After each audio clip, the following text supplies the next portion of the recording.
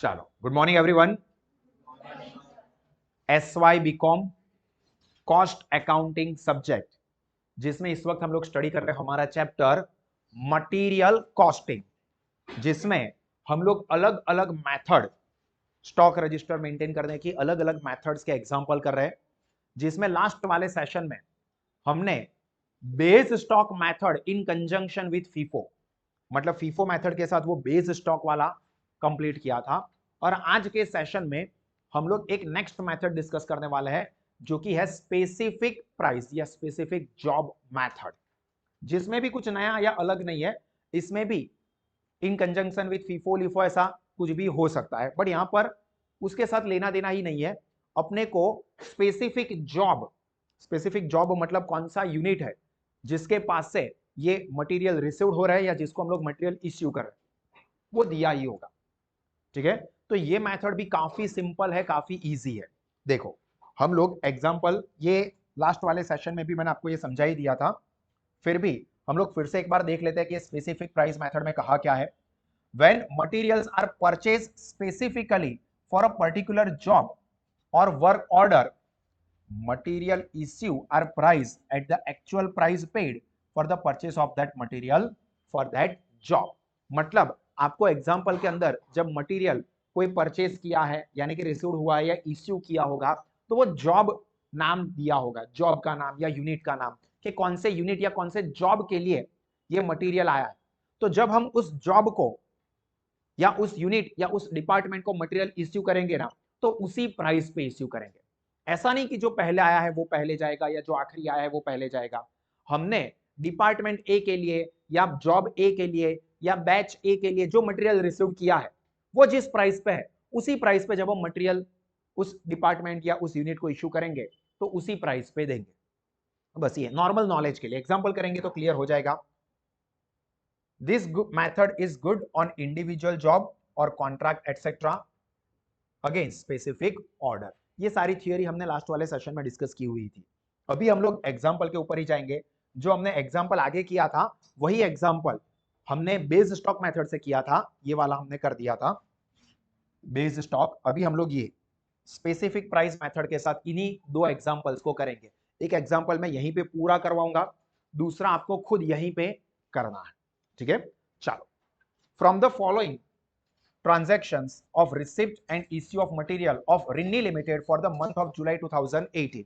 यहां पर एक कॉलम एक्स्ट्रा होता है जो हम टेबल बनाते हैं ना, उसमें अगर आपने टेबल ड्रॉ कर दिया है सर, हमने तो एक कॉलम एक्स्ट्रा नहीं बनाया, तो भी कोई टेंशन की बात नहीं है, वो उतना इंपॉर्टेंट नहीं है। बट आप जब सॉल्यूशन के लिए टेबल ड्रॉ करते हो ना, तो यहां पर पर्टिकुलर के बाजू में एक और कॉलम आएगा, वो पर्टिकुलर जॉब का, कौन से जॉब या कौन सा डिपार्टमेंट है जिसके लिए ये मटेरियल की बात हुई है।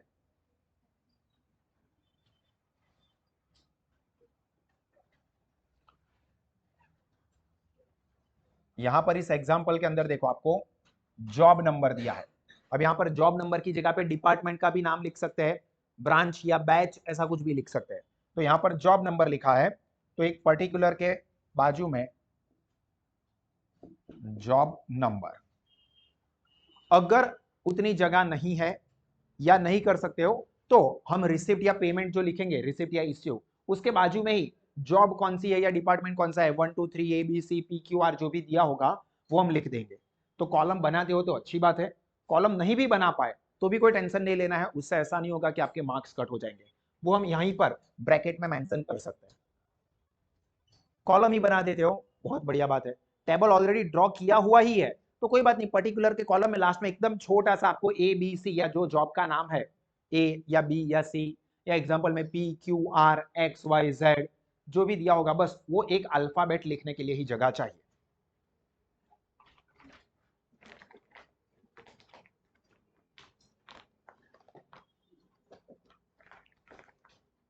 चलो, ड्रॉ हो गया है टेबल सबका।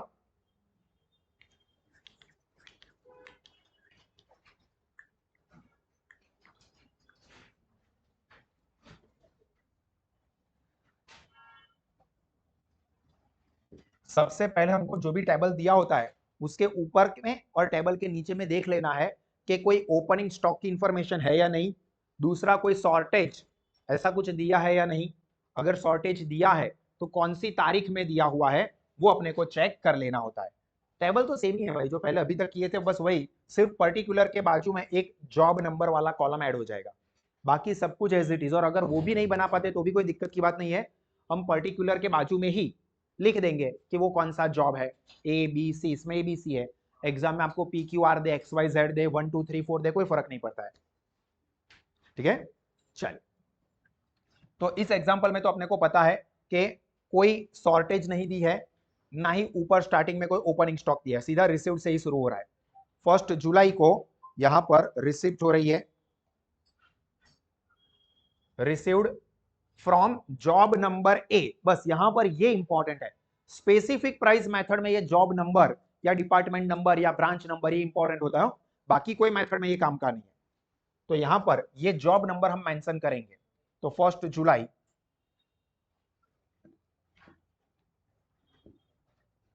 रिसीव्ड या रिसिप्ट, जो भी लिखना चाहते हो लिख सकते हो। अभी हमने कॉलम नंबर दिया है, जॉब नंबर, जॉब नंबर कौन सा है, ए है, तो यहां पर हम ए लिख देंगे। सपोज आपने ये कॉलम नहीं बनाया है तो ये रिसीव्ड के बाजू में ब्रैकेट में लिख दोगे ए, चलेगा। कितना यूनिट है, 60 यूनिट। रेट क्या है, तो 60 इंटू 6, 360, सिंपल सा है। अब लास्ट में हम बैलेंस लिखेंगे। बस बैलेंस लिखते वक्त भी अपने को यह ध्यान रखना है कि ब्रैकेट में हम जॉब नंबर लिख दें, क्योंकि बैलेंस कौन से जॉब का है वो कंपलसरी नहीं है, बट अपने को बार बार यहां पर चेक ना करना पड़े, क्योंकि जो बैलेंस है वो चेंज होता रहेगा। तो अपने पास कौन सा बैलेंस कौन से डिपार्टमेंट या जॉब या ब्रांच का है वो पता चले। तो यहां पर 60, 6, 360 ब्रैकेट में ए, ये मैं हमारे रेफरेंस के लिए लिख रहा हूं, आप भी यहां पर लिखोगे, एग्जाम में भी लिखना, बट अगर नहीं भी लिखते हो तो उससे ऐसा नहीं होगा कि आपके मार्क्स के ऊपर उनकी इंपैक्ट होगी। या आप क्वांटिटी के बाजू में भी लिख सकते हो, रेट के बाजू में भी, या वैल्यू के भी बाजू में, आपके ऊपर डिपेंड है। वैल्यू के बाजू में शायद उतनी जगह ना मिले आपको, क्योंकि नंबर उसका बड़ा होता है, बट ये क्वांटिटी के बाजू में आप लिख सकते हो, ए बी ब्रैकेट में लिख सकते हो, कोई प्रॉब्लम नहीं है। बैलेंस के कॉलम में लाइन ड्रॉ करेंगे। देन सेकंड 10 जुलाई को फिर से रिसीव्ड हुआ है, कौन से जॉब, बी के लिए, 90 यूनिट, 7 रुपीज का रेट। तो 10th जुलाई यहां पर लिखेंगे, 10th जुलाई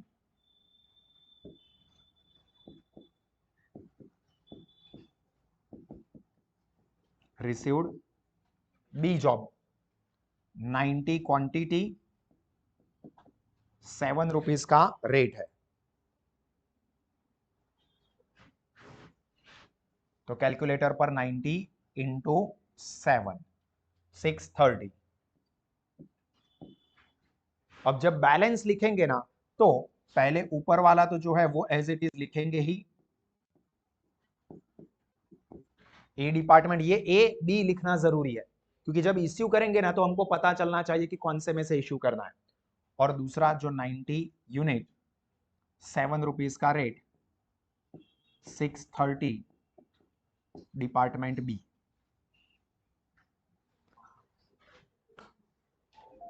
डन, नोट डाउन करो यहां तक।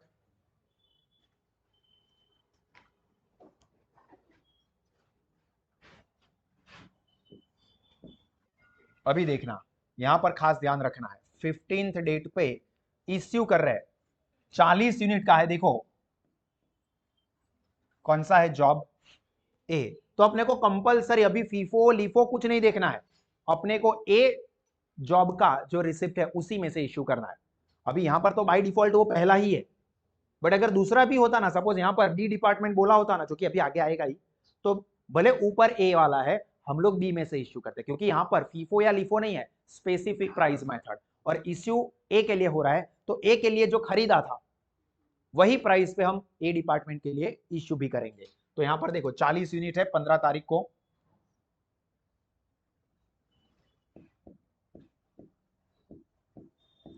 इश्यू कौन से डिपार्टमेंट को कर रहे हैं, ए डिपार्टमेंट को। 40 ए वाले में सभी देखो यहां पर, इसलिए ये इंपॉर्टेंट है, तो ये ऊपर वाले में से 40 दे देना है।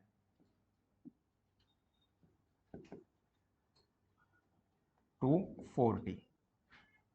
तो अभी बैलेंस क्या बचेगा, 60 में से 40 दे दिए तो 20 यूनिट्स 6 रुपए वाले 120। डिपार्टमेंट ए, डिपार्टमेंट का नाम खास बाजू में लिख देने का, डिपार्टमेंट या जॉब ब्रांच बैच जो भी बोला हो। 90 यूनिट्स 7 रेट 630 वैल्यू, और फिर बैलेंस के कॉलम में लाइन ड्रॉ करने की। क्लियर, समझ में आ रहा है ना? बहुत सिंपल है, माइंड पे पॉइंट क्लिक हो जाना चाहिए। अगर आपका ध्यान इधर उधर भटक रहा है तो समझ में नहीं आएगा, अदरवाइज बहुत सिंपल है। चलो 15 तारीख के बाद 20 तारीख को फिर से इश्यू ही हो रहा है, पर ये इश्यू कहां से हो रहा है, बी डिपार्टमेंट में से। कितने, 40 यूनिट। तो यहां पर 20 तारीख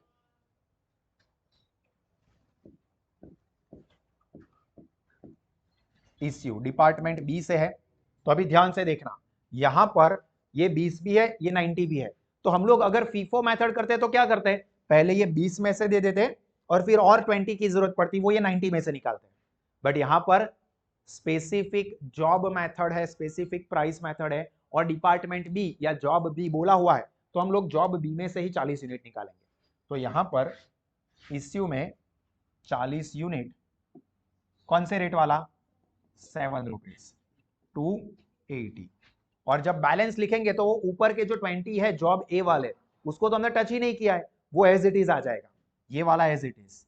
20 यूनिट 6 रुपीज वाले 120 ए, और अभी यहां पर कितना बचा, 90 में से 40 इश्यू हो गए, 50 यूनिट्स बचे, 7 रुपीज का रेट, तो 7 इंटू 50 350, और फिर बैलेंस में लाइन। इसको इंपॉर्टेंट टिक कर देना, बस ये ध्यान रखना है, 20th डेट के ट्रांजैक्शन को इंपॉर्टेंट टिक कर देना, और उसका बैलेंस जो है वो लिखने में आपको ध्यान रखना है। यहां पर आपको ये मेथड एक्चुअली में क्या है एक समझ में आएगा, कि यहां पर भले अपने पास ऊपर डिपार्टमेंट ए या जॉब ए के 20 यूनिट थे और उसके नीचे जॉब बी के 90 थे, पर 40 इश्यू बी यूनिट के लिए बोला है या बी जॉब के लिए बोला है, तो हम लोग बी वाले में से ही इश्यू करेंगे, भले ऊपर के 20 एज इट इज पड़े हुए हो। ठीक है, तो यहां पर फीफो लिफो कुछ लेना देना नहीं है, कौन से जॉब डिपार्टमेंट बैच के लिए है, बस वही ध्यान रखना है। क्लियर हुआ? चलो, इसके बाद 20 तारीख के बाद 25 तारीख को फिर से रिसीव्ड हुआ है डिपार्टमेंट या जॉब सी के लिए 37.50। तो 25 तारीख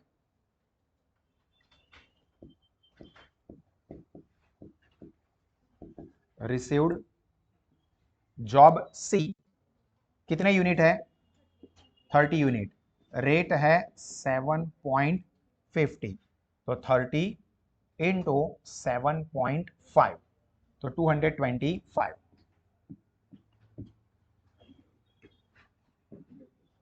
तो अभी जब हम बैलेंस लिखेंगे तो ये ऊपर वाले तो दो एज इट इज,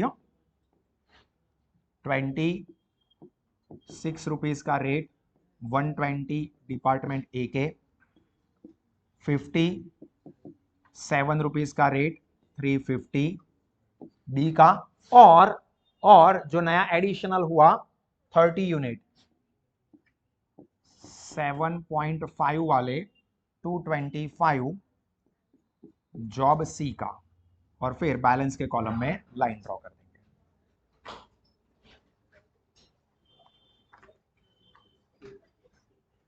चलो क्लियर हुआ यहां तक सबको? उसके बाद 25th डेट के बाद देखो 30th डेट को इश्यू हुआ है, इश्यूड जॉब बी, कितने यूनिट है, 50 यूनिट है। तो यहां पर अभी आप देखोगे ना, तो ये बी सेंटर में आ रहा है, फीफो मेथड में भी नहीं होता है, लिफो मेथड में भी नहीं होता है, पर अपने को यहां पर फीफो या लिफो देखना ही नहीं है, स्पेसिफिक जॉब मेथड है। तो डिपार्टमेंट बी के लिए इश्यू हो रहा है ना, तो यहां से हम लोग निकाल देंगे, 50 यूनिट बोले हैं और यहां पर 50 यूनिट ही है। तो 30th date issue job B के लिए, तो यहां पर जॉब बी 50 यूनिट, रेट क्या है जो डिपार्टमेंट बी का 7, तो वही रेट अपने को लेना है 350, ये गए। तो अभी ऊपर वाले 20 और नीचे वाले 30 बचे, उसको हम बैलेंस में लिख देंगे। तो यहाँ पर ये 26 रुपीज का रेट, 120 डिपार्टमेंट या जॉब ए के, और ये 30 7.50 जो कि सी डिपार्टमेंट या सी बैच का है। तो यहां पर हम इस तरह से लिख देंगे।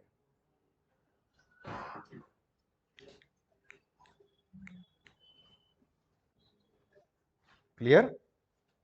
डन? ऑनलाइन में चलिए अभी आखिरी 31 को इश्यू किया हुआ है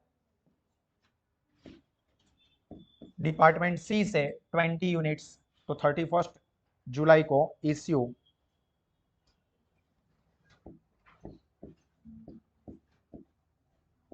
डिपार्टमेंट सी कितने यूनिट इश्यू करने हैं? 20, तो इसमें से ही 20 निकालेंगे। रेट क्या है? 7.50 वाला, तो 20 इंटू 7.5 तो 150, तो यहाँ पर 150। तो अभी बैलेंस क्या बचेगा? तो 20 यूनिट्स तो एज इट इज 6 रुपीज वाले, 120 डिपार्टमेंट ए का, और यहां पर डिपार्टमेंट सी का 10 यूनिट बचेगा। 30 में से 20 इश्यू हो गए हैं, तो अभी 10 यूनिट ही बचे। 7.50 का रेट यानी कि 75 डिपार्टमेंट सी। तो यहां पर अपना फाइनल बैलेंस क्या रहेगा? आंसर क्या रहेगा? 195 value of closing stock. This is our answer. Clear? ये एग्जांपल हो गया स्पेसिफिक प्राइस मेथड का। चलो ये जिसका भी बाकी है वो कंप्लीट करें अच्छे से समझ के, और जिसका ये हो जाता है इसी मेथड के ऊपर हम लोग ये एग्जांपल सॉल्व करेंगे। नेक्स्ट वाला जो कि आपको पैम्पलेट में दिया ही है, सनी लिमिटेड वाला, ऊपर वही एग्जांपल जो हमने बेस स्टॉक मेथड पे किया था, वही एग्जांपल को अब स्पेसिफिक जॉब मेथड पे यहीं पे ऑनलाइन वाले घर पर अभी करेंगे, ऑफलाइन में सभी स्टूडेंट्स अभी यहीं पर ही करेंगे। ठीक है, चलो स्टार्ट करो। 10 से 15 मिनट, 15 मिनट के अंदर हो जाए ऐसी कोशिश सभी स्टूडेंट्स को करनी है। ठीक है, मैं सेशन यहाँ पर ऑन कंप्लीट कर रहा हूँ, ऑफ कर रहा हूँ, बट आपको अभी यहाँ पर ऑफलाइन में, ऑनलाइन लाइव वाले बाद में जो एप्लीकेशन पे देखते हैं वो लोग भी वीडियो भले खत्म हो जाए, आपको एग्जाम्पल कंप्लीट करना है नोटबुक में। ठीक है, चलो, और ये सारे के सारे सॉल्यूशन वाले फाइल्स आपको अपनी एप्लीकेशन के ऊपर मिल ही जाएंगे। ठीक है।